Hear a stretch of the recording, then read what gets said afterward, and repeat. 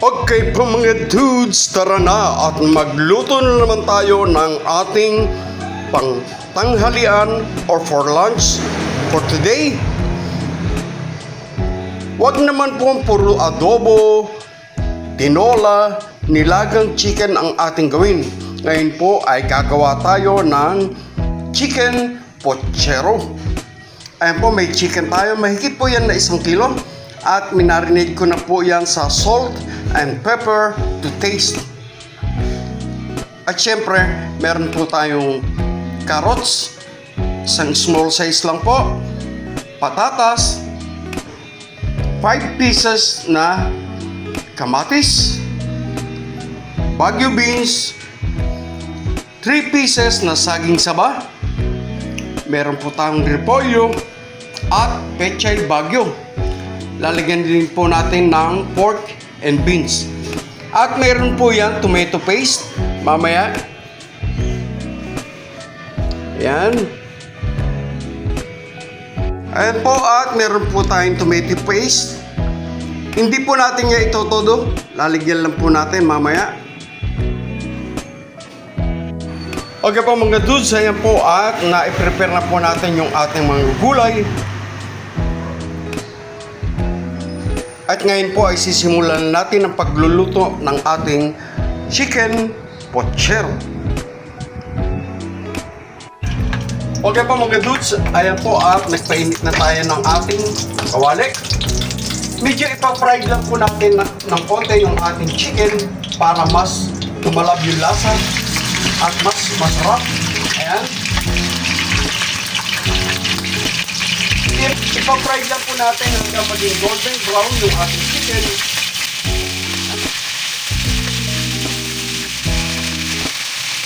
So, antayin lang po natin siya hanggang maging golden brown para po mas masarap at mas malasa. Ayan. Pagka-shine na po natin. Mas masarap po kasi pagka medyo ipina-fried yung chicken, parang nawawala din po yung lansa.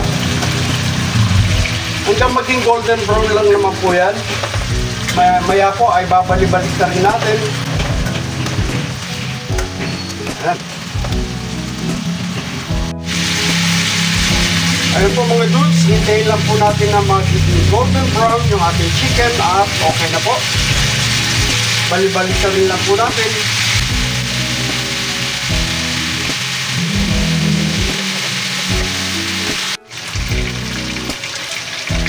Okay po mga dudes, ayan po, at kung nakita nyo na po na nag-golden brown na po yung ating chicken, ay okay na po yan.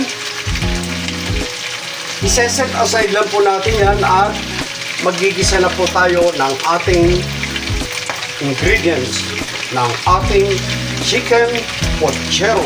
Pwede rin po dito yung pork or yung beef. Ngayon po, ang gagawin natin ay chicken as requested by my Unico Iho. Okay? Mega love shoutout po sa lahat ng ating subscribers at sa ating mga followers ng The Simple Rich Menu. Okay?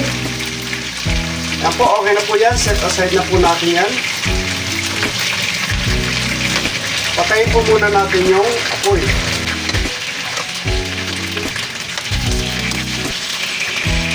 Yan. Okay po mga dudes, dito po sa pinagprituan natin ng chicken ay ipiprito muna natin ng konti yung ating saging saba.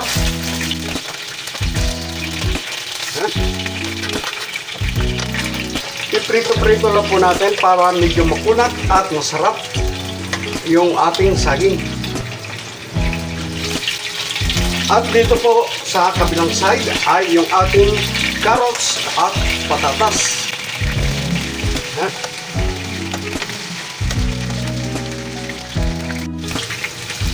Yan po, okay po mga dudes, yan po, okay na po yan. Set aside po uli natin. Patayin po muna natin yung apoy. Okay po mga dudes, ayan po, at nagpainit na tayo ng ating salangan. Lagyan po natin ng konting mantika, yung pong ating ginamit, okay na yun.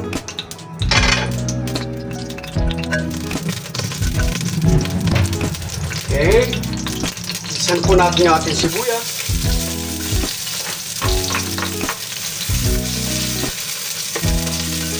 Napakabango po ng sibuyas.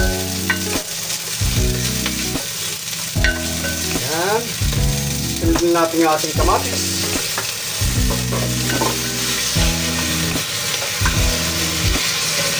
Hintayin po natin na lumabas ang katas or yung lasa ng ating kamatis.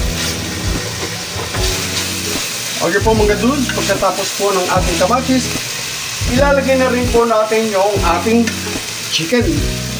Ayan.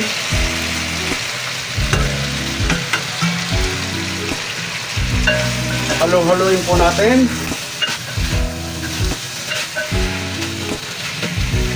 Lalagyan po natin ulit ng konting asin. Inuulit ko na ang alat ay naaayon sa inyong panlasa. Since meron na pong salt and pepper kanina yung ating chicken, dagdagan lang po natin ng konti. Ayan. Lagyan din po natin ng konting pampalasa. Ayan. At syempre, ilalagay na po natin yung ating tomato paste. Mga 1 kutsara lang po ang gagamitin natin. Ayan. Lagyan po muna natin ng 1 cup ng tubig. Bago po natin kumpletuhin, kinakailangan po muna natin na gisahin yung ating chicken. Okay.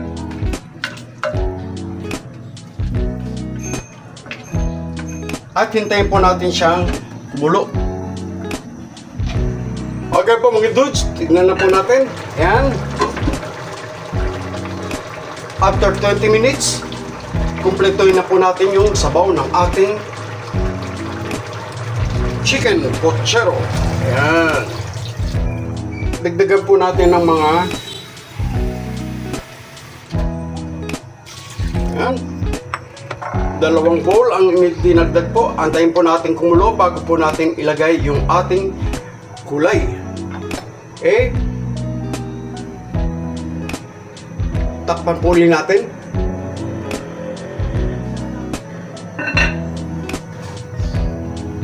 Okay po mga dudes, tingnan na po natin. Ayan po, nagkukuluan na.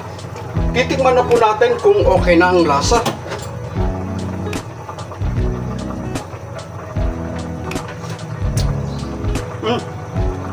Nakalimutan ko nga palang bumili ng kamote. Nilalagyan po natin ito ng kamote para medyo manamis-namis. So since wala po tayong kamote, dadagdagan na lang po natin ng konting sugar. Mas masarap po kasi sa pochero ay may konting tamis. Ayan. 1.5 tablespoon ng sugar. Ayan.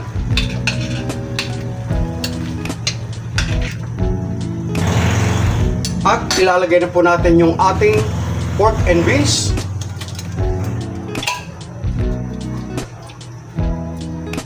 Ano po ito?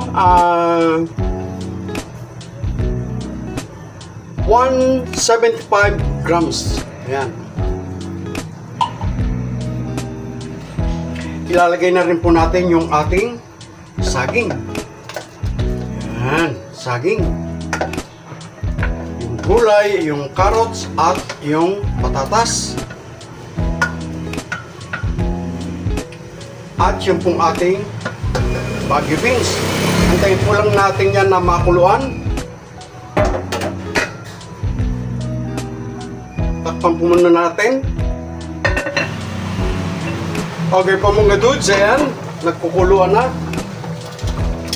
Ilalagay na po natin yung ating repolyo at pechay Baguio. Ayan.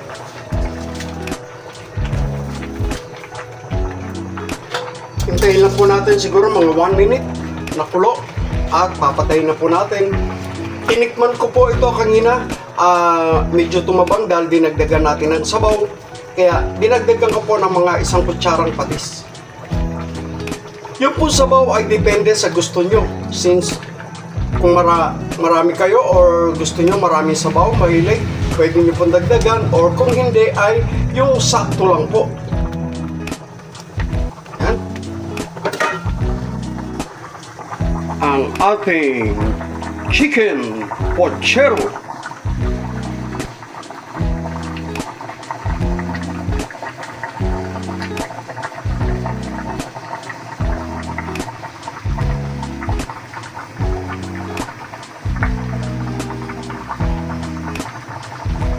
Happy eating mga dudes!